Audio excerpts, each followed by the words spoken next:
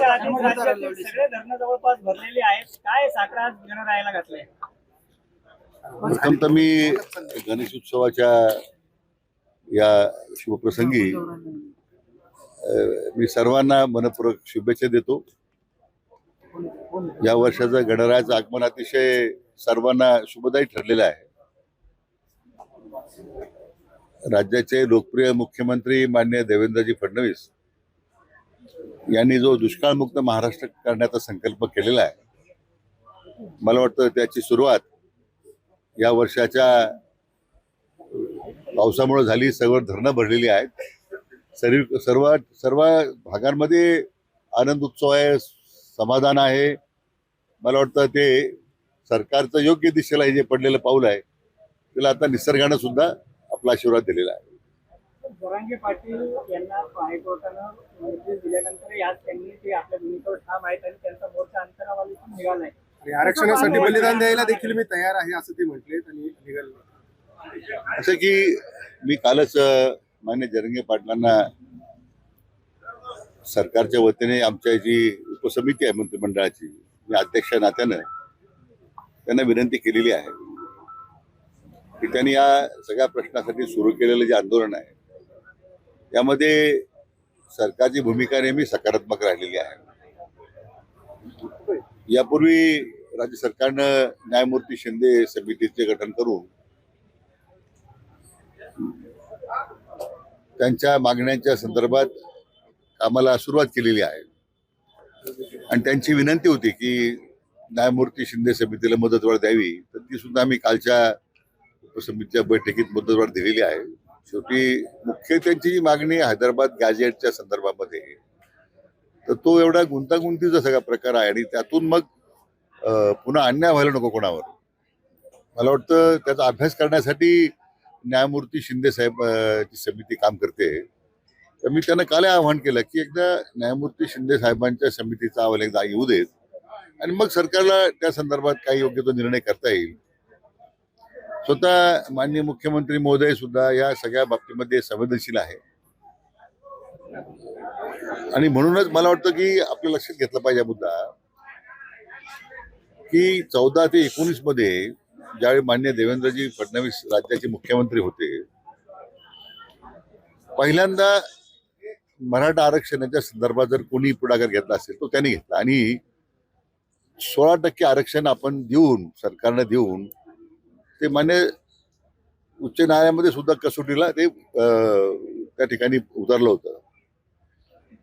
आता 19 साली जे महाविकास आघाडी सरकार त्या ठिकाणी सत्तेवर आलं, 2.5 वर्षामध्ये साधं मराठीचं भाषांतर इंग्रजीत काढण्याचं सुद्धा त्यांच्यामध्ये महाविकास आघाडीच्या नेत्यांना सुचलं नाही. वेळ मिळत नव्हता. सर्वोच्च न्यायालयाच्या वकिलांचे पैसे थकवले होते. म्हणजे मुळे त्यांना गांभीर्यच नव्हतं. कारण स्वतः त्या महाविकास आघाडीचे नेते शरद पवार नेहमी सांगत होते की मराठा समाज आरक्षण आपण देऊ शकणार नाही.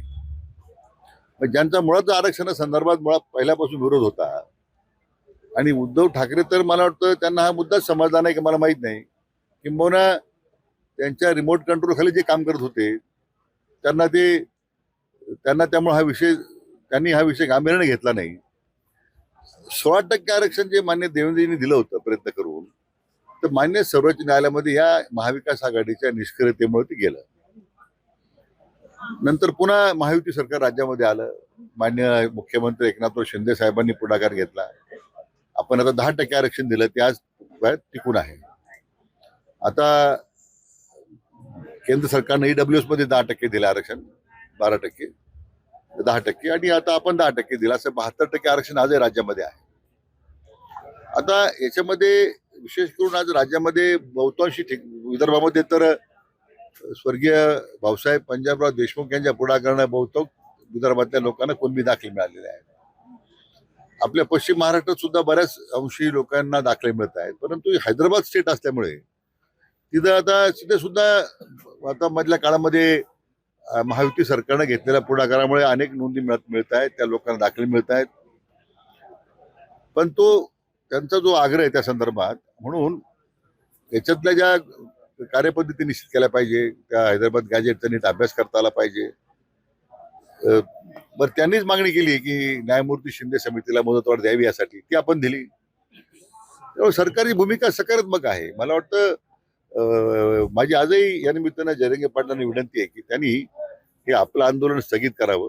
सरकारच्या भूमिका जर सकारात्मकच आहे आणि ती त्यांची भूमिका आहे, त्यासाठी सरकारनं नेहमीच सकारात्मक विचार केलेला आहे. तर मला वाटतं त्यासाठी त्यांनी जो आता हे सुरू केलेलं जे आंदोलन आहे, शेवटी त्यांचा तो अधिकार आहे. मी काही त्याबद्दल माझा काही आक्षेप काहीच नाही आहे. त्यांच्या आंदोलनालाही माझा कधी विरोध नाही आहे. परंतु आमची भूमिका नेहमी शासनाची सकारात्मक राहिलेली आहे. शिंदे समिती अहवालाचा तुम्ही उल्लेख केला. जरांगे पाटील म्हणते वर्ष होऊन गेलं अद्याप कुठलाही अहवाल समोर आला नाही, आणखी किती वाट बघायची आहे? असे त्यांचं जे निवेदन मला परवा प्राप्त झालं 2-3-4 दिवसापूर्वी या आंदोलनाबद्दलचं, त्यातच त्यांनी मागणी केली होती की न्यायमूर्ती शिंदे समितीला 1 वर्ष मुदतवाढ द्या. मग त्यांच्या विनंतीप्रमाणे आता मुदतवाढ दिली ना आपण. मला वाटतं त्यामुळे त्यांची एक प्रमुख मागणी मान्य केलेली आहे. त्यामुळे त्या आता शिंदे साहेबांच्या बद्दल त्यांना विश्वास आहे. मला आठवतं काही 21 तारखेला स्वतः शिंदे साहेब संभाजीनगरला गेले होते शिष्टमंडळाला भेटण्यासाठी, पण मग काही कारणामुळं शिष्टमंडळी त्याची भेट झाली नाही.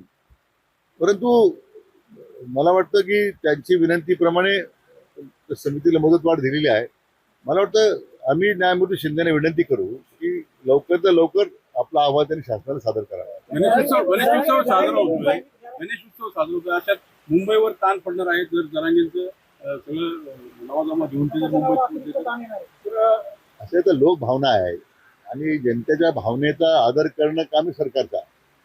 आता त्यामध्ये मान्य एका जनहित याचिकेमध्ये मुंबई उच्च न्यायालयानं आता आझाद मैदानामध्ये येण्यापेक्षा खारघरमध्ये त्यांना जागा देऊ केलेली आहे, तिकडं त्यांनी थांबावं. ज्यामुळं मुंबईतल्या जनजीवनावर त्याचा फार परिणाम होणार नाही. आता शेवटी त्यांनी तो व्यापक विचार करून निर्णय केला पाहिजे अशी त्यांना आमची विनंती आहे. लक्ष्मण आखे म्हणतायत की जरांगेंना मुंबईमध्ये पोहोचू देणार नाही. कुठेतरी दोन्ही नेत्यांकडून जी वक्तव्य केली जात आहेत त्यामुळे सामाजिक तेढ जो आहे तो अधिक निर्माण होते. काय आव्हान दोन्ही नेत्यांना? ते माझ्या पहिल्यापासून तोच माझी भूमिका राहिलेली आहे. ते विनाकारण जे उत्साहाच्या भरात काही लोक जे निवेदन करतात त्यातून वातावरण अधिक प्रदूषित होण्याचा प्रयत्न होतो.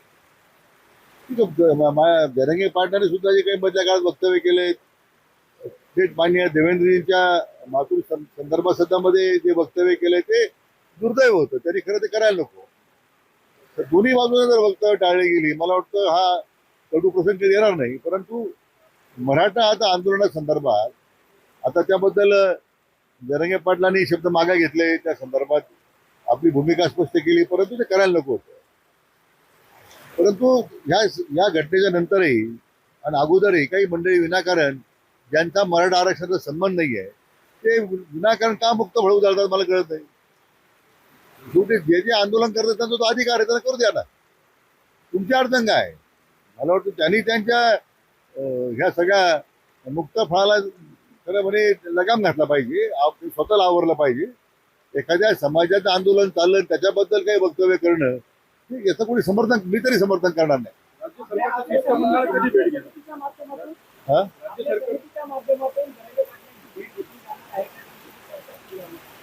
ते आता आमची काल मंत्रिमंडळ उपसमितीची पहिली बैठक झाली.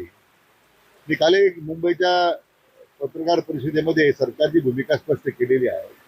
आता त्या अजून काही त्यांची त्या शिष्टमंडळाने भेट घ्यावी की शिष्टमंडळाने भेटावं, शिष्टमंडळाला भेटण्याची माझी तयारी आहे असं कुठलंही आमच्याकडे तरी काही अशी माहिती उपलब्ध नाही आहे किंवा तशी विनंती आलेली नाही आहे. पण निश्चितपणे सरकार केव्हाही चर्चा करायला तयार आहे.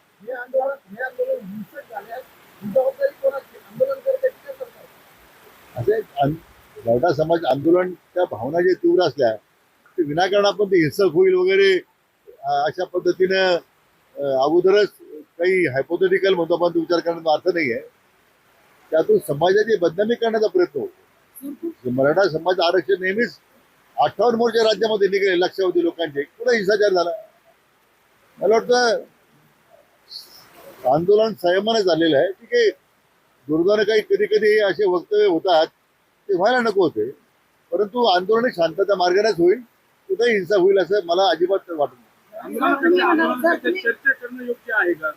जरांगेंनी पुढे एक पाऊल उचललं होतं त्याच्यामुळे आता तो त्यांचा प्रश्न आहे, आमची तयारी आहे. सर तुम्ही म्हणालात की सरकार सकारात्मक आहे, परंतु जरांगे पाटील आंदोलनावर ठाम आहे, तर यामागे काही अदृश्य शक्ती आहे का? काही पॉलिटिकल वाटतंय का यामध्ये? मला त्याची कल्पना नाहीये. मी शेवटी समाजाच्या भावनेचा आदर करणारा मी माणूस आहे, त्यामुळे त्या दृष्टीने मी पाहतो. आता याच्या मागे कोणत्या छुप्या शक्ती आहेत काय आहेत त्याच्या एकदाबद्दल विधानसभेत चर्चा होऊन गेलेली आहे. त्यामुळे मला वाटतं त्यात पुन्हा मी बोलण्याची आवश्यकता नाही. परंतु हा मुद्दा महत्त्वाचा जो मी नेहमी मांडत आलेलो आहे की मराठा आरक्षणासंदर्भात राज्याचे 4 वेळा मुख्यमंत्री राहिलेले शरद पवार आणि महाविकास आघाडीचे मुख्यमंत्री म्हणून राहिलेले उद्धव ठाकरे त्या अद्याप चुकी साधून का बसले? मराठा आरक्षण संदर्भात त्यांची भूमिका कधी स्पष्ट नाही आहे. त्यामुळे मला वाटतं त्यांना फक्त सामाजिक तेढ निर्माण करायची राज्यामध्ये ही त्यांची भूमिका दिसते. जरांगे पाटलांच्या माध्यमातून इतर कोणी नेते अजेंडा राबवतात. बोललो मी ते. चल चल. राज्योत्सव करण्याचा निर्णय सरकारने घेतला, काय नक्की भूमिका आहे? असं की राज्याच्या प्रगतीचा आलेख मान्य राज्याचे लोकप्रिय मुख्यमंत्री मान्य देवेंद्रच्या नेतृत्वाखाली सातत्यानं वाढत चालतोय. आणि जगाच्या या सध्याच्या आर्थिक ध्रुवीकरणामध्ये मेक इन इंडियाचा जो संकल्प माननीय आदरणीय विश्वनेता प्रधानमंत्री मोदी साहेबांनी केला होता, आज आत्मनिर्भर भारताकडे जाण्याचं एक मोठं पाऊल देश टाकतोय. त्याचबरोबरीनं ऑपरेशन सिंदूरचं एक सिंदूरमुळे देशाची जी ताकद आहे, क्षमता आहे ती जगाला समजलेली आहे. अशा पार्श्वभूमीवर आज देशामध्ये हा उत्सव साजरा होतोय, गणेश उत्सव. आणि तो राज्योत्सव साजरा करण्याचा संकल्प करण्याचा निर्णय राज्य सरकारने घेतला. यातून एकच भूमिका आहे की राज्याच्या जनतेचा सहभाग या सगळ्या प्रक्रियेमध्ये विकासात्मक प्रक्रियेमध्ये आहे आणि खंबीरपणे हे राज्य आदरणीय मोदी साहेबांच्या पाठीमागे उभा आहे. लंडनमध्ये महाराष्ट्र भवन उभारण्याचं देखील घोषणा अजित पवारांनी केलेली आहे. नाही आता त्याच्यात आता महाराष्ट्रीयन पुष्कळ लोक लंडनला गेलेले आहेत. आपले राज्य आपल्या घटनेचे शिल्पकार महामानव भारत डॉक्टर बाबासाहेब आंबेडकर ज्या ठिकाणी राहत होते, मी स्वतः त्या ठिकाणी जाऊन भेट दिली. ते आपण सरकारने जागा ती विकत घेतली शेवटी आणि आज त्यात एक सुंदर अशा प्रकारचं त्यांचं त्या ठिकाणी आठवण कायमस्वरूपी लोकांच्या स्मरणाचं अशा प्रकारचं त्या ठिकाणी उभं केलेलं आहे. म्हणून महाराष्ट्र सदन सुरू करताना मला वेगळं काही वाटत नाही. सरकारची भूमिका असेल तर आता पूर्वी स्काय इज द लिमिट असं म्हणतो आपण, आता sky is not the limit अशी स्थिती आहे. आज लंडनमध्ये गेला तुम्हाला 1000पेक्षा जास्त महाराष्ट्र लोक भेटतील. म्हणजे मला वाटतं तो एक चांगला निर्णय राज्य सरकारचा होईल. महाराष्ट्र आणि मराठी भाषेसाठी उचललेले एक मोठं पाऊल आहे. असं आहे की एवढंच आहे की जसं अमेरिकेमध्ये एक महाराष्ट्र मंडळ आहे, ते सगळ्या अमेरिकेमध्ये एकच महाराष्ट्र मंडळ काम करतंय आणि प्रत्येक वर्षी अमेरिकेच्या वेगवेगळ्या शहरांमध्ये वार्षिक संमेलन होतात. त्यानिमित्तानं सगळे मराठी बांधव एकत्र येतात. मला वाटतं तीच पद्धत आता इंग्लंडमध्ये सुरू करण्याची गरज आहे. तिथे आहेत महाराष्ट्र मंडळ पण ते बरेच आहेत, 9-10 प्रकारचे आहेत अशी माझी माहिती आहे. त्यांना मी विनंती केलीच एकत्र या, एकच महाराष्ट्र मंडळ तयार करा. त्यामुळे आपल्या मराठी माणसाची ताकद त्या ठिकाणी आपल्याला दाखवता येईल. साहेब, हिंदू प्रचारक संग्राम बापू भंडारे यांनी कीर्तन केलं. आता जुने व्हिडिओ दाखवून तेच गुलेवाडीतल्या या संघात मामा भाचे तुटून पडलेले आहेत. असं आहे की संग्राम भंडारेंच्या कीर्तनाचा आता तो एपिसोड संपलेला आहे.